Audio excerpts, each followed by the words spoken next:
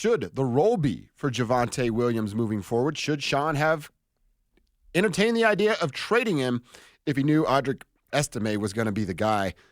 Before we dive into that conversation, let's talk pecking order and kind of distribution of reps when it comes to the game coming up against Atlanta. I mean, Jaleel McLaughlin has started the last 2 weeks. Yes. He's got the carry to start the game and then basically disappears after that. It was all Audric a week ago. What do you think the pecking order looks like now for this Falcons game? Because Sean is also, it's not like here's the depth chart because I think this is how the talent order is. Here's the depth chart based on what my game plan is going to be as to how I think we can beat our opponent this week. Yeah, it's a game-by-game basis, so there might be a game where Javonte Williams is your leading rusher again. And this whole conversation revolves around they're going to use them all in different ways. As riding the fence as that seems, or as lame as that may seem, that's just the truth. The truth is he's going to use all three because he should. Now he needs to use Jaleel McLaughlin more. You can be a starter, that's awesome, and then not touch the ball. That's not awesome. Like, Jaleel's got a ton of talent, speed and space, you always say. Like, let him kind of thrive in his best role. That is that change of pace back. It's weird that your change of pace starts the game. Yeah. Because you want to establish a pace. Right. And the pace setter, the pace car, the pace truck is Audric Estime. So it's Estime's job in terms of lead back or most touches as in terms of carries.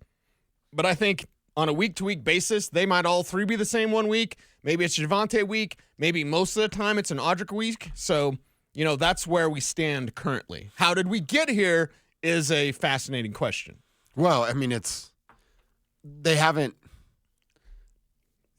hasn't really been an emphasis. They went and got a Samaje Perine, but that was for a very specific role. Yeah. There hasn't been an emphasis, even with Sean, and he's so desperately looking for that joker that we've talked about for 2 years. All the time. There hasn't been a real emphasis on that position of the running back. I don't know that changes, and obviously we'll dive deep into it when we do draft stuff, but obviously tight end running back will be a target this offseason or via free agency for the Denver Broncos. There just hasn't been.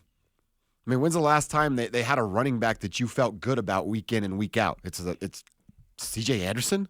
Yeah, pretty much. Right? Yeah. It's been a minute, Philip Lindsay. Philip Lindsay, yeah. Philip Lindsay. But the team around him wasn't good, so right. you kind of knew what it was. Well, and here's how we got here. Audric Estime fumbled this job away. Now, he didn't fumble it away completely, and don't at me, bro, because I said a fifth-round pick should get cut if he fumbles again. That's just the nature of this business. Audric Estime is super cool. He's great to talk to, but you can't keep fumbling the rock. This was the plan initially. And now, honestly, Tyler Bidet almost changed the plan. We were set in that Jets game to see a big game for Tyler Bidet. What's his timeline? It's unknown. It's a, back neck injury. Like, okay, that's a little bit unknown. My neck, he's ill. It could be back. He could be back sometime soon, but until, we get closer to that, I don't think he's part of the conversation. But the plan was never really Javonte. It wasn't Javonte, although coming into training camp, he lost the weight. Everyone said, oh, stop eating Takis after 7. Awesome. And he dropped only 11 pounds, but he did look much better. During the mandatory minicamp portion, when I was watching it every day of practice, I was like, Javonte doesn't look good. Are they going to cut Javonte? Because you keep Samaje, right, all these sorts of things. And you have Audric Estime. Then Estime's a little bit banged up. Blake Watson's a little bit banged up. Javonte lost the weight. But Javonte was never the plan. It just became that Audric couldn't be relied upon because he dropped the ball. Literally fumbled the rock in 2 separate games, so it delayed what we saw last week. So when we talk about old stuff, we're talking about an old plan that just came to fruition a couple of days ago. Because of performance or lack thereof, really, on Audric Estime. Yep. So you really think it was a Estime Jaleel backfield? Yep. For the plan for Sean Payton? And Bidet changed their plans because Bidet could have forced his way into being the team's lead back. They're just kind of looking. They're still looking. See, and I don't think it's that bad of a – now, they have 5 running backs, and we always say, well, it might not mean you have a real one. But if you look at kind of from that lens that you're describing now to start the season, all right, you have a Javonte and an Estime. They're basically the same guy, but injury is 100% success rate in the NFL. I don't mind the depth, though, there. And then you go Jaleel and Tyler Bidet. I can't say that they're the same guy, but they're certainly similar in what they bring to the table. They have that outside speed. They're not going to really run a lot in between the tackles, but they can. It's more about breaking that outside edge. So then you have a little bit of depth there. And Blake Watson is a guy, well, damn, this dude's just got a lot of talent, also a lot of speed. We can find ways to use him. That, just from the lens you're talking about, I can see why that was the plan, and that's not a bad plan. No, it's not a bad plan. We're just waiting for someone to really take charge. Is that Estime? He said after the game, this type of loss can turn him into a monster. He did.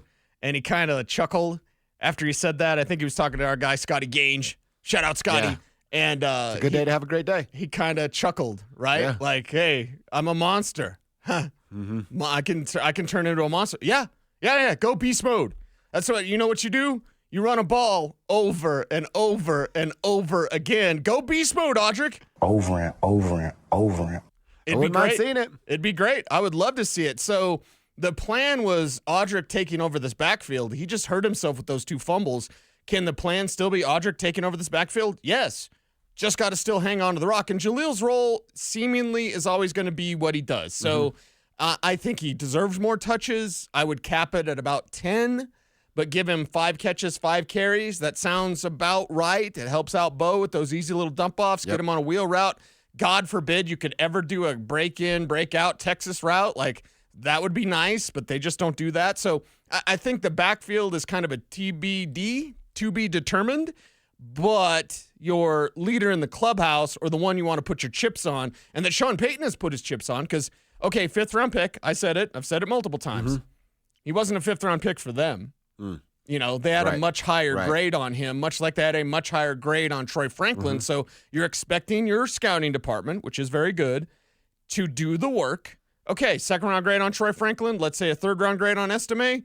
If that was the case, these guys would be getting a lot more opportunity, but they're a 4th and 5th-round pick.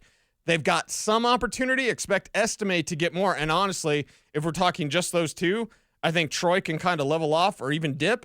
And then Estime can just keep climbing. Okay. He can be your most important rookie, not named Bo Nix.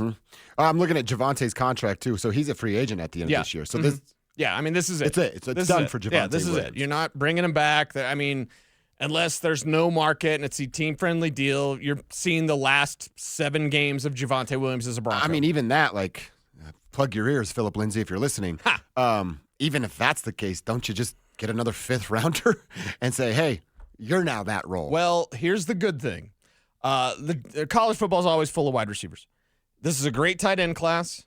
This is a great running back class. Need both of those. So if you need both of those, and in fact, I'll say it now, on November 12th, if they take a tight end in the 1st round, I would not be surprised.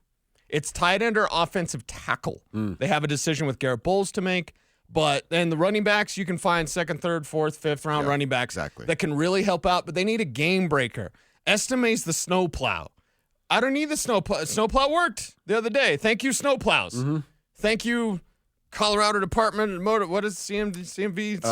Isn't it the Department of Transportation? Yeah, is it DPT? DOT. Whatever? CDOT. CDOT. Yeah. Thanks, CDOT. CDOT. There you go. Thank you, our Alex. CDOT guys. Every time I see it them. took us way too long to get there.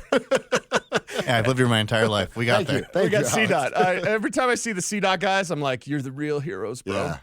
Yeah. You got the juice now. By the way, juice is like one of the greatest moves of all time. It really is. You got the juice now, and now the juice is with Audric Estime. Let's hear a little bit from Bo Nix, who obviously we are very, very high on Bo Nix. That's the one rookie that we know we can trust week in and week out and is going to get better week in and week out. You and I talked about this, Cease. All right, Baltimore didn't go well, but you should have won the game. You were the better team against Kansas City, and Bo talked about, hey, finding out slowly but surely that they can hang with the big dogs in the NFL. Oh, yeah, we were very confident. We feel we can compete against a lot of teams in this league, all of them, really. We faced some really good teams this year and been literally a one-possession game, feels like, in every single one of them. So we're close. We just got to find ways to get over the hump. We got to find ways to make a play. When they don't, make the play that wins it. You know, in this league, that's the line between playoff teams, championship teams, and the other guys. So we're going to continue to fight. We don't have a bunch of guys that are going to hang their heads and quit. We're going to continue to fight and battle, and each week is going to have something else in store, and we just got to respond. So they are close, and it's why we're so high on the Broncos and Bo Nix right now. I do want to bring this into the conversation. They didn't score in the second half. They've now scored a touchdown in the last 3 weeks in the second half. Right. So in 6 quarters, they've scored 7 points of the second half. That's not good enough. No. Obviously, I'm stating the obvious there, but you talk about, or we talk about, how much credit we gave Pat Shurmur and Robert Livingston for their in-game, on-the-fly adjustments at Texas Tech this weekend. That's just something over the last 3 weeks. Now, the defense doesn't have to make as big of jumps because they're solid and that you can trust what they're doing there. But it's a bit of a surprise that Sean hasn't been able to make some halftime adjustments and score more than just 7 points. I mean, see, we're talking about if they could have got a field goal at some point in the second half, they beat the Kansas City Chiefs. Yes. That's been bad the last 3 weeks. Kind of a month. It's been bad, and it's something that you can't blame Bo Nix for. I know you're tempted. I know you don't like Bo. I know you haven't liked Bo since they drafted him. But if you want to talk about the truth with the Denver Broncos, you can't blame the second half woes strictly on Bo Nix. I think that is, well, honestly, it's just stupid. It's just stupid. This whole Bo Nix slander is just stupid. It's really, for me, the guys around him. The guys around him, you've got to move the chains if you're a runner. You got to catch the ball if you're a receiver. Even Court, we love Court. Absolutely love Cortland Sutton.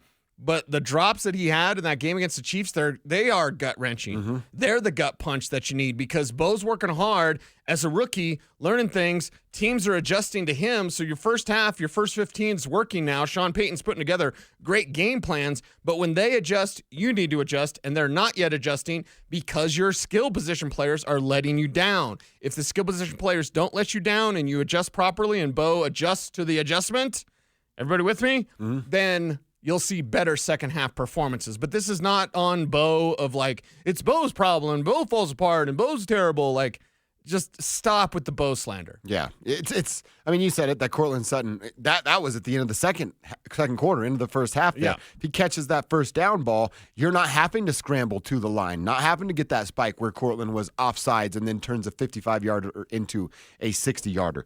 That would have been enough to win the game. You win 17-16, had that one thing just connected. Yes, and if you're better offensively, the other team's going to put their foot on the gas, which defensively can be an advantage for you because now you can just hunt the quarterback. Yep. Because they have to go in pass-happy mode, and what you're seeing right now is in a tight game, well, it's this back and forth of like, my drive 3 and out, but then my drive had a field goal because you held the Chiefs to the 2 field goals.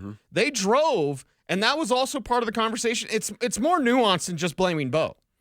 It's much more nuanced. You look at the time of possession in the second half. The Chiefs were driving. You were stopping them in terms of holding them to a field goal, which was stopping them. They didn't get 7 on either one of those trips, and they got 6 points combined in those 2 trips. But they're also using up time. And without that time, you yourself don't have the ability to get your offense going. So it's a lot that goes into it.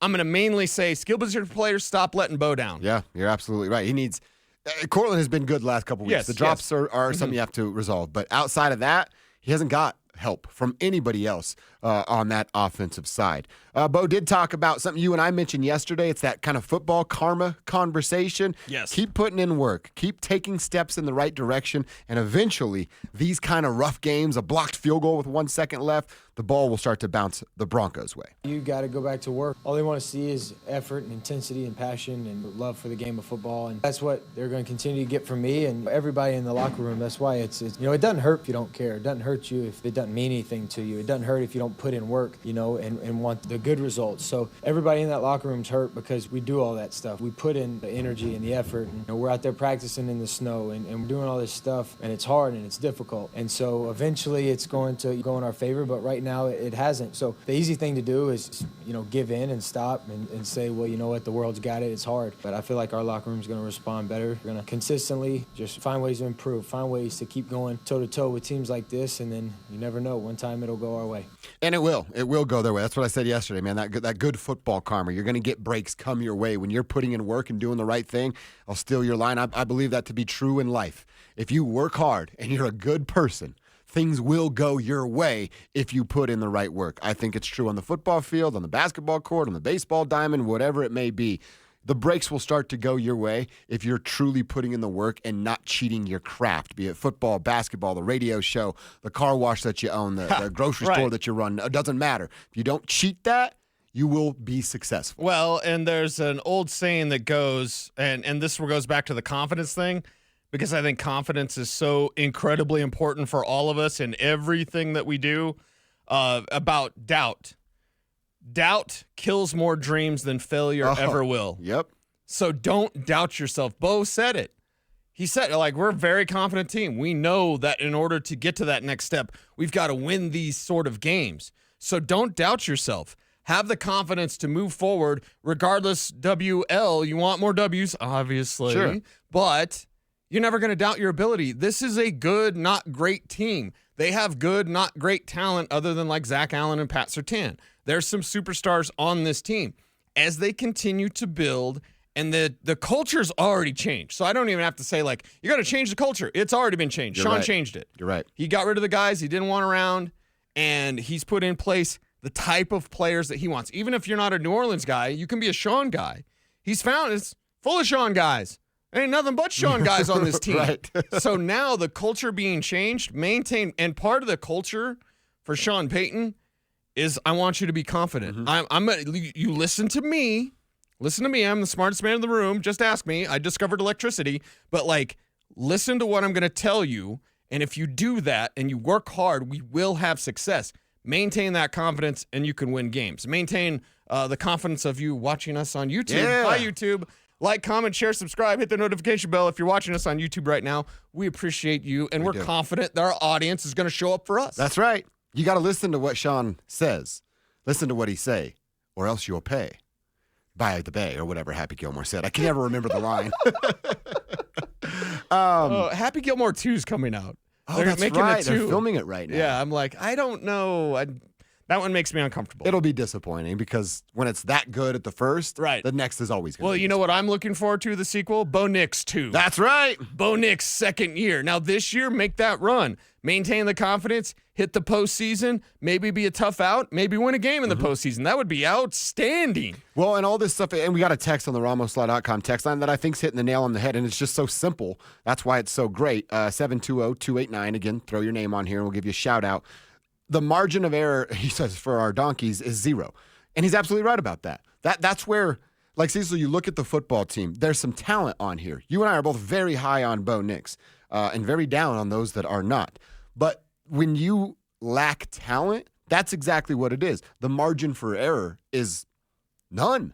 When you're the Kansas City Chiefs and you have Patrick Mahomes, you have Travis Kelce, you have Kareem Hunt coming around, you have DeAndre Hopkins now on your team, you have that defense, your margin for error, as we just went through, because they could be 3-6 pretty easily, is much bigger.